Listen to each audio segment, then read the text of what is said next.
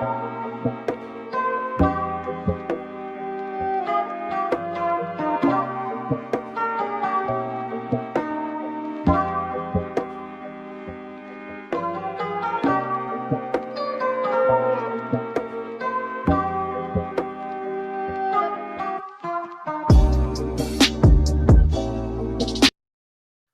going on, everybody? Happy Friday, happy weekend. I am going to do a market update for y'all. We're going to start with BTC, then we're going to dive into altcoins. Then I'm going to give y'all some of my thoughts regarding the NFT space and the gaming space. And I'm going to give y'all some data points regarding crypto, the bear market that we're going through, and just many other points and data points for alpha that you could take with you headed into the weekend and going into next week. Hopefully you get some actionable information here. Hopefully you hit the thumbs up on our channel and leave us some of your thoughts on what you think is happening with the market. And aside from that, you can go to our website, thealphatrades.com, and you can hit the products page right here, join the Advantage membership. The Advantage membership gives you access to all the locked channels that you see right here, where we discuss price action, analysis, and trades for Bitcoin. Same thing, analysis and trades for altcoins, and then things happening in the NFT and gaming world, as well as US equity markets here. Okay, so if you are interested, for $97 per month, which I think is an amazing deal, you get access to all this information, videos 2 a day, so you could keep up with the market and everything that's happening in crypto, given that it's a 24/7 market. So let's get started. Let's start dropping some alpha, okay? First things first, I want to talk about BTC because it is the king of the market, as always, right? I think in Bitcoin, what's abundantly clear is that if we look at this chart right here, we see a descending broadening wedge or a funnel, whatever you want to call it. We've actually broken now above that funnel, and you could make the argument that maybe there's a inverse head and shoulders here that's kind of tilting up like this. But all in all, what I think is happening here in this particular area is that we have clearly broken above the funnel. And as per this pattern right here, we seek to identify a target of breakout. So the point of breakout onward right here, we can say that, you know what, this puts a breakout target of about $41,000. Now that depends on how you measure that funnel, whether you take it from this side down to here, or you take it from this high down to this low, okay? If we take this measurement from the point of breakout right here, then that puts our target around 43.5. I personally think 41 is actually attainable, which is right above this high. I think there's a lot of liquidity that we can sweep, not only above this high, but this and this up here. And then that gives us a very nice sort of perfect retest of this area that we actually had broken down through, right? So keep an eye on that as we head into the weekend, because weekend volume and volatility, volume itself is very thin during the weekend time, right? So whether it's to the upside or the downside, we're going to have some decent movement here and there. Although over the past several weeks, during the weekend time, we actually haven't even done anything. We've kind of just chopped sideways. So I'm not quite sure, but given that this past week was very volatile and violent, really anything can happen. So just keep that in mind.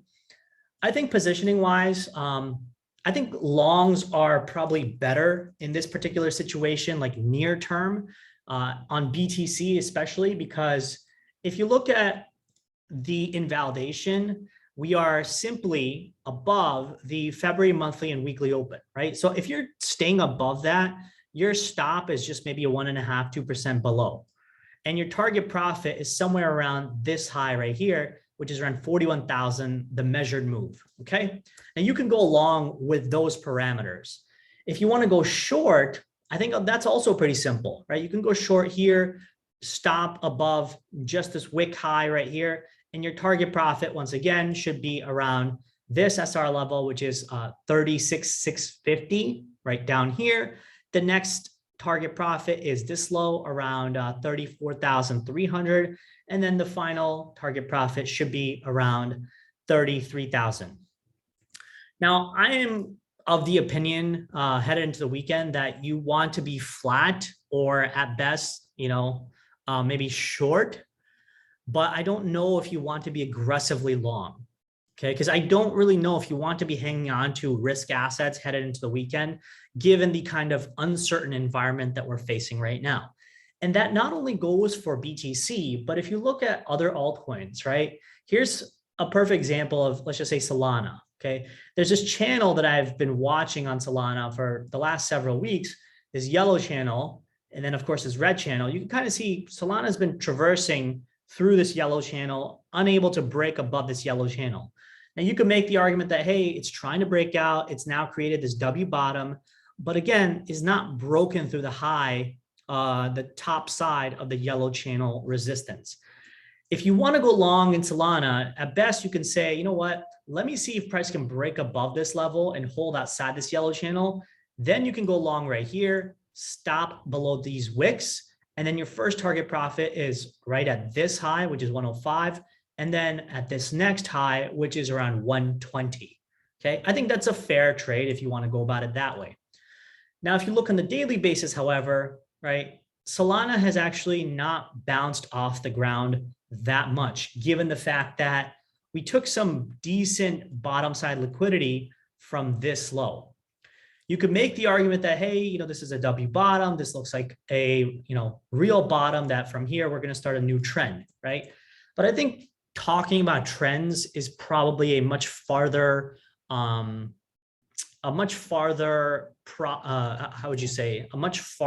prediction.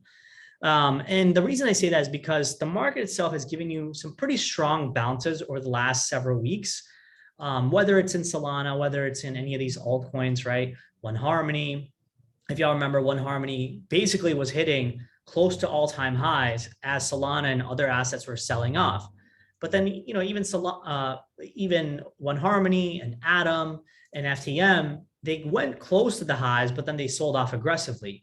And now a lot of them are actually retesting the underside of the KSR level. Like here, for example, FTM is testing 168 from the bottom side up. So basically, it's now retesting the previous support of this area as resistance.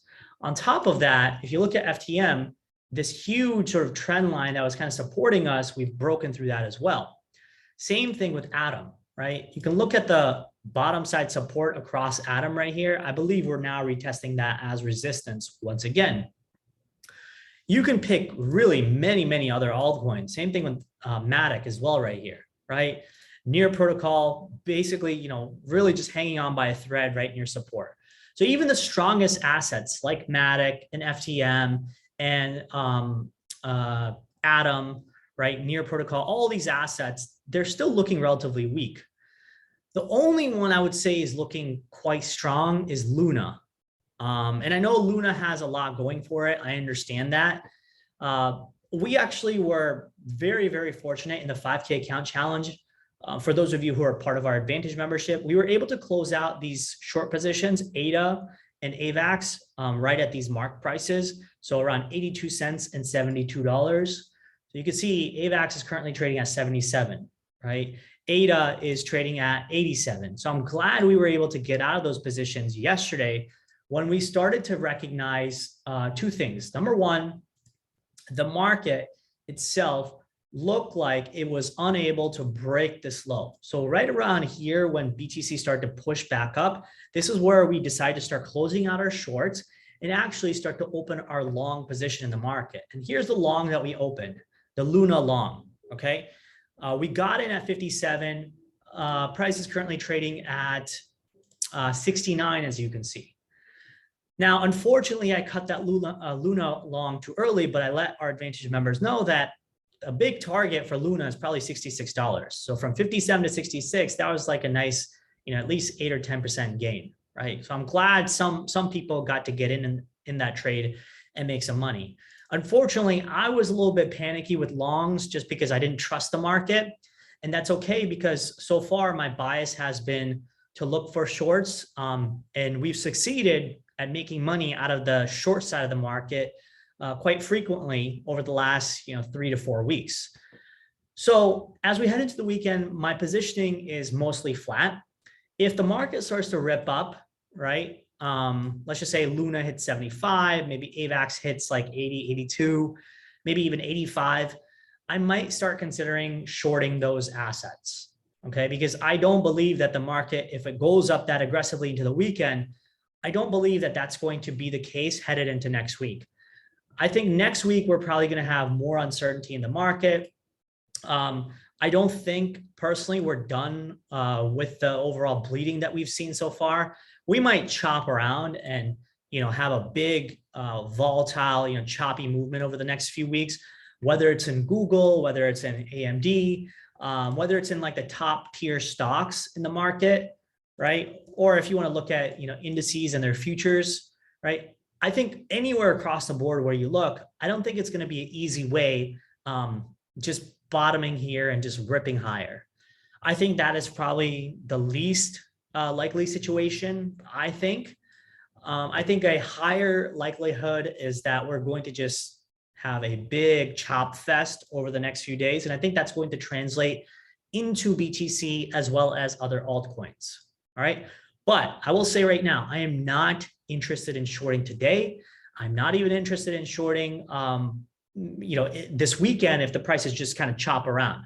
You never really want to short a market that is just chopping about sideways, all right? Especially after it's made a big move like this. You want to see it, penetrate one side or the other to see what kind of reaction you get from the bulls or the bears. And then you can start positioning yourself accordingly. It's okay to just go into the weekend and enjoy it rather than taking and hanging on to risk, whether it's short or long positions, and worrying about them, in Saturday and Sunday. Okay. So there's a couple of other interesting points I want to talk about. Number one, total 2 market cap, which is just the altcoin market cap. I think same thing right here, right? I think this was like previous support that we kind of hung on to, pushed up, double top right here, sold off. And then now I think this is a bottom side sort of retest at this red zone. Okay. This red zone just happens to be like a $1 trillion marker for altcoins. I think we're going to chop here, like I said earlier, in altcoins and BTC for a little bit. But if we start breaking above this area with a meaningful move, then I might be inclined to start longing. Okay. I will start picking up quality assets, probably like AVAX, Luna, Solana. There's other assets that I have my eye on. Let me see. There's a ambulance going on outside. Excuse me. So other assets that I have on my mind, maybe something like Maple Finance, Curve, right? These are the assets that I generally want to keep my eye on and pay attention to. But like I said, right, I'm not dying to get long right now. It's just not at the top of my bucket list, especially given the fact that we've made some good money over the past few weeks, just shorting the market and making money in that momentum. And I still believe that the momentum is to the downside. I find it really hard to believe that this is the mark of the bottom and that we're not going to retest 30K or lower, right? I don't believe that right now. It's possible, and I could be wrong, but I think it's too early to tell. I'm going to hang on to my short bias because the short bias so far has been right. Balances have been getting crushed. Sellers have been very actively engaged in the market and not allowing prices to, melt up higher. So I'm going to follow that momentum and that strength of the market to the downside. And yeah.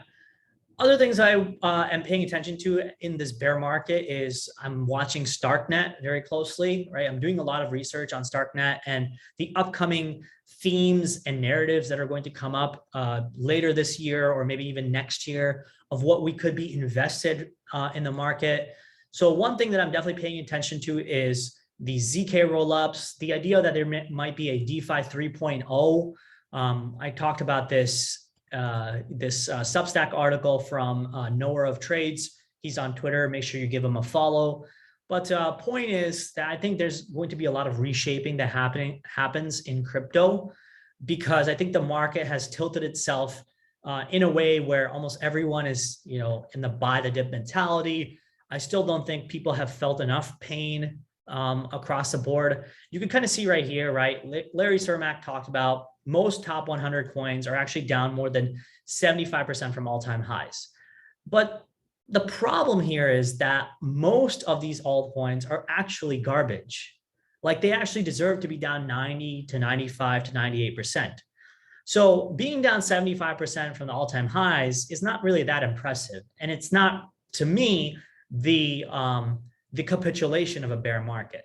The capitulation of a bear market, I think the way it'll play out is, more chop here sideways, maybe push up, get everyone bullish right here, start collapsing back down, head into 30K or 25 or 26K like that, right? That might be large capitulation over the next few weeks. And that should ultimately drag more altcoins down another 30, 40, 50% from today's prices. Because if today a lot of these are down 50, 60, 75%, well, then I expect a lot of them to be down 90% or more.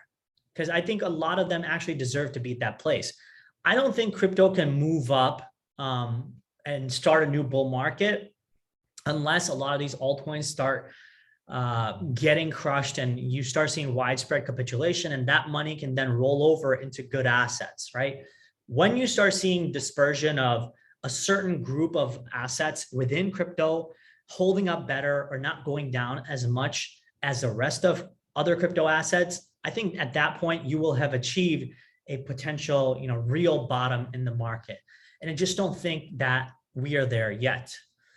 Other parts of the market that I still think are relatively frothy, for good reason or bad reason, I'm not quite sure, is the NFT gaming area, right? We're very, very active in the NFT space. You can kind of see, we're heavily participating in a lot of NFTs, but our community does it really, really well in terms of informing our users that something could be a rug pull or it could not, how to look at different metrics to gauge the success of a potential NFT project versus the failure or what could be a rug pull or a nothing burger, right? So if anything, if you don't want to join our community for the analysis, join our community for the NFT section, because we drop a ton of alpha in here, okay?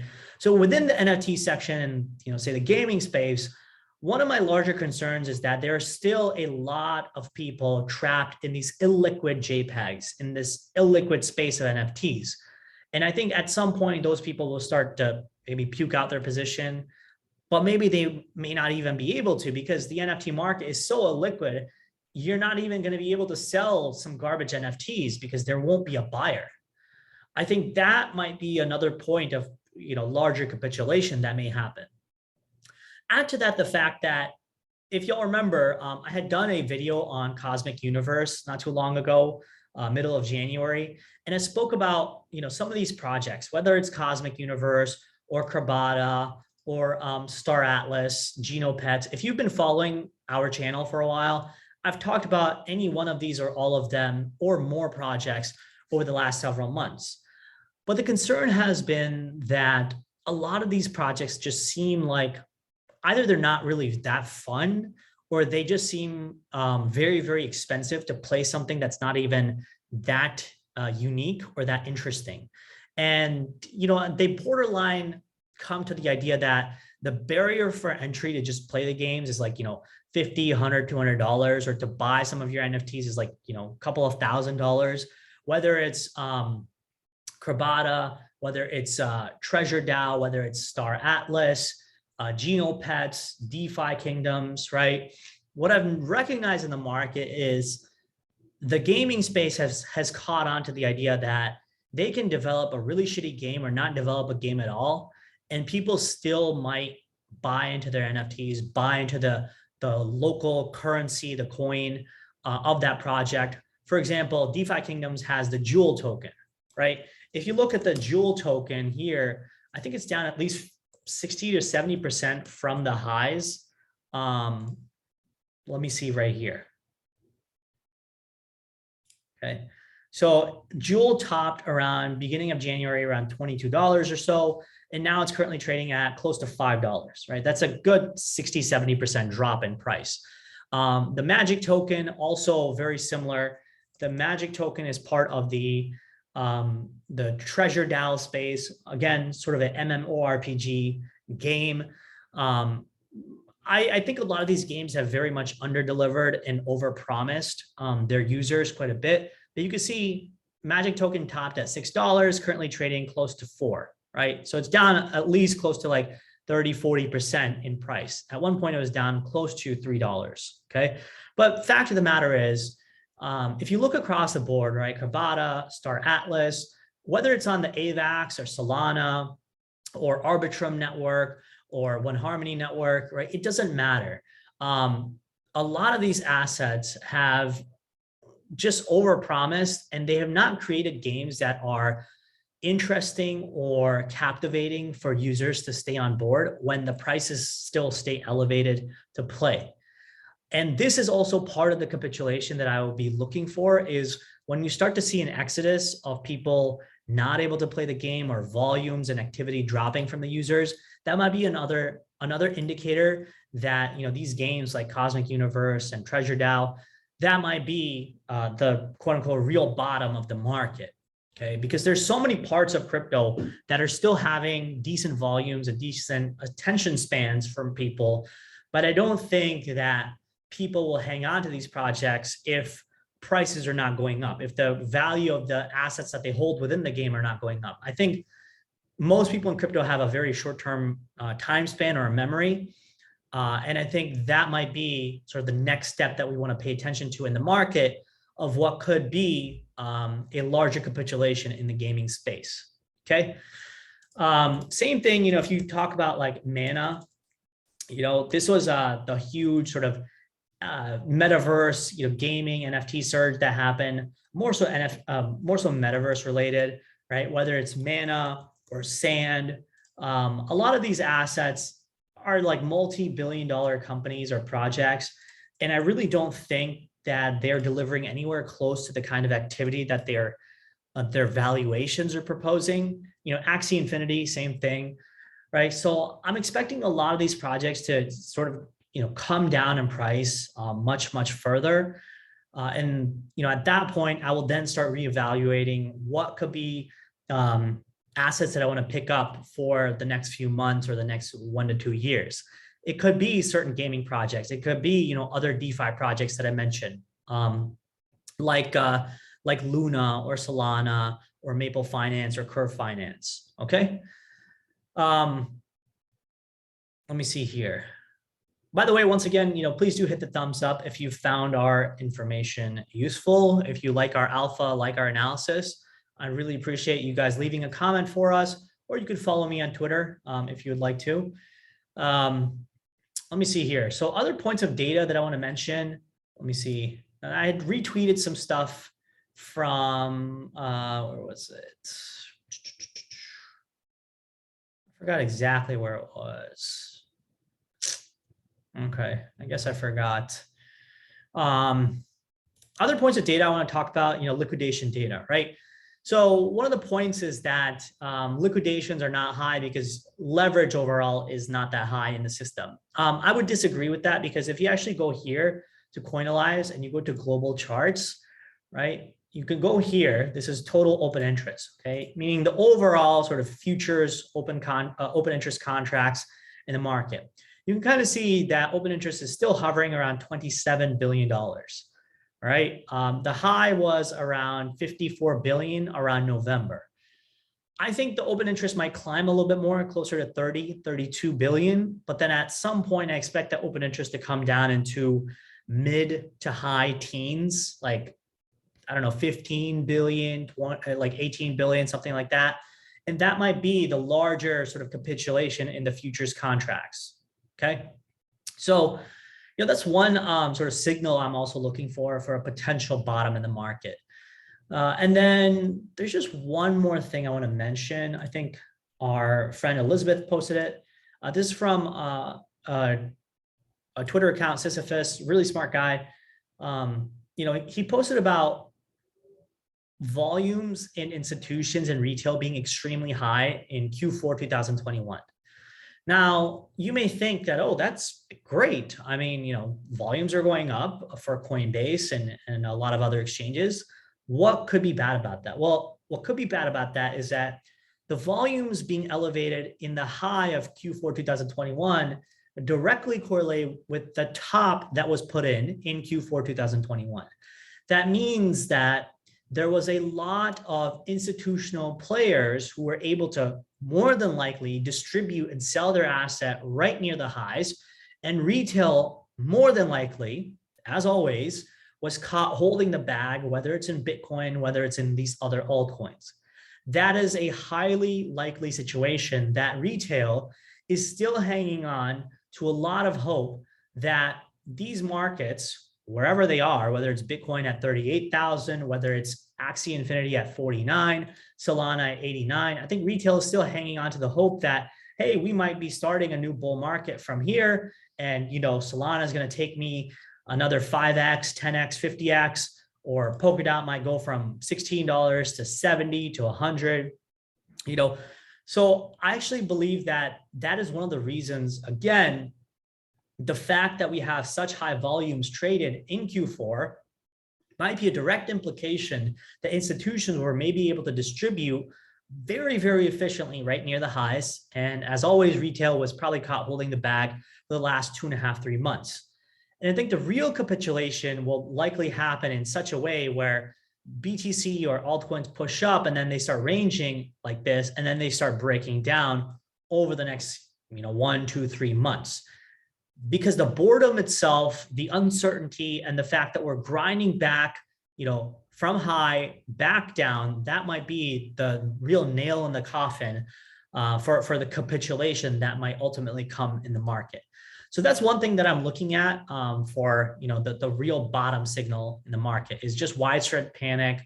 I'm also looking for certain signals like there might be another event out of left field with this Russia-Ukraine situation that might, be a driver to start, the risk assets to start moving up higher. Who knows? Maybe Russia comes to the table to negotiate and they may not take over Ukraine because the world itself doesn't want them to take over. Or some war threats happen. You never really know how these things pan themselves out. Right? If that happens, then maybe risk assets themselves start seeing relief. And then I actually would not mind getting long. But if we start seeing more threats, more violence, more situations where other countries might get involved in this whole war talk, things might get rough for the crypto markets. And so you're probably wondering, well, why does it matter for crypto to go down if Russia and Ukraine or some other part of the world is at war?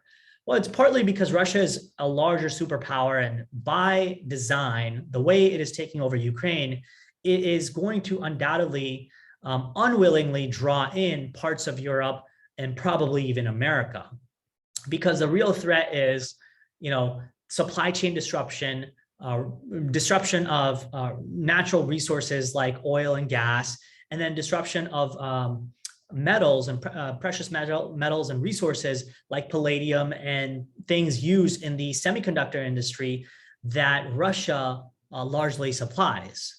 Okay, so if that actually happens, well, of course, that's going to create a widespread sell-off in the stock market. And I still believe, like I said, the stock market is going through its own uncertainty, right? It's going through and trying to figure out what the heck is going to come out of this whole situation. And I think days like yesterday and days like today are just pauses in the market. Okay, I don't really see this as any reason to get super excited that this has to be the bottom. I think you want to wait maybe even another couple of days heading into next week to figure out if the market is trying to show strength or if it's just chopping about in a range and it's just going to decide in the coming weeks if it wants to break up or break down.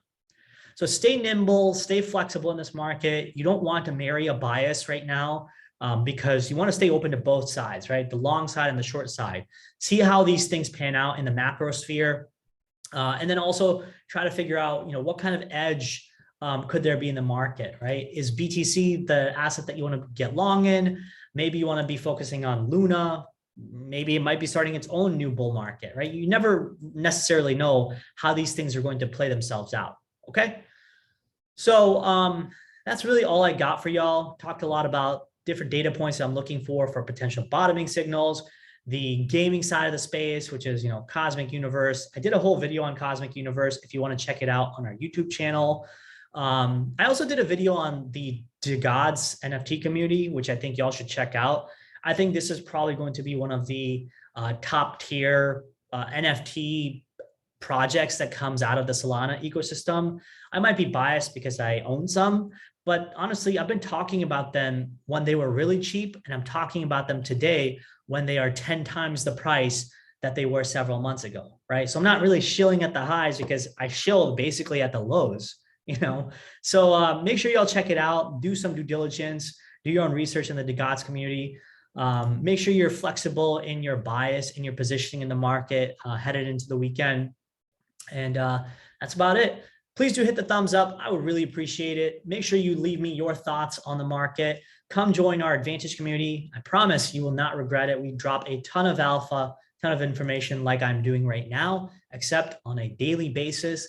And then last but not least, our 5K challenge, which is a fully transparent $5,000 account, which we traded last year from 5,000 to 27,000, which is a 450% gain. And this year we're currently growing it from 5,000 to like 5,600 or 5,700. I can't remember where we are now, but point is that we trade this account fully transparently. So I hope y'all join. All right, that's it. That's all I got. Take care, everybody. Good luck to you. Have a fantastic weekend.